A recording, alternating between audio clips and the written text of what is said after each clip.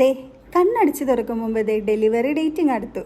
ഇന്നാണ് എൻ്റെ growth scan, അതായത് പ്രഗ്നൻസിയിലെ ലാസ്റ്റ് സ്കാൻ എന്നൊക്കെ പറയാം. 29 to 33 വീക്സിൻ്റെ ഇടയിലാണ് സാധാരണ ഈ സ്കാൻ ചെയ്യാറ്.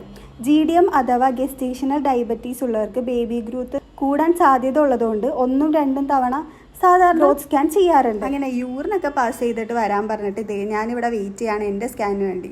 ഈ സ്കാൻ ചെയ്യുമ്പോൾ നമുക്ക് ബേബിക്ക് എത്ര വെയിറ്റ് ഉണ്ടെന്നും അതുപോലെ തന്നെ ഫ്ലൂയിഡൊക്കെ കറക്റ്റ് ആണോ, ബേബി തിരിഞ്ഞു വരുന്നിട്ടുണ്ടോ, അതുപോലെ നോർമൽ ഡെലിവറി ആണോ, C-സെക്ഷൻ ആണോ കൂടുതൽ ചാൻസ്, ഇതൊക്കെ നമുക്ക് അറിയാം. ഈ ഗെസ്റ്റേഷൻ ഡയബറ്റീസ് ഉള്ളവർക്ക് കറക്റ്റ് ഒരു ഇടയ്ക്കിടയ്ക്ക് സ്കാൻ ചെയ്താലാണ് ബേബിയുടെ വെയിറ്റ് കൂടുന്നുണ്ടോ ഇല്ലേന്നൊക്കെ നമുക്ക് അറിയാൻ പറ്റുള്ളൂ. കൺട്രോൾഡ് ഷുഗറും ഡയറ്റൊക്കെ ഫോളോ ചെയ്യുന്ന ആൾക്കാരാണെങ്കിൽ ബേബിയുടെ വെയിറ്റ് ഒക്കെ കുറവായിരിക്കും. അപ്പോൾ നോർമൽ ഡെലിവറിക്കായിരിക്കും കൂടുതലും ചാൻസ് ഉണ്ടാവാം. അങ്ങനെ എൻ്റെ സ്കാനിങ് ഒക്കെ കഴിഞ്ഞ് റിപ്പോർട്ടിന് വേണ്ടി വെയിറ്റ് ചെയ്യാം.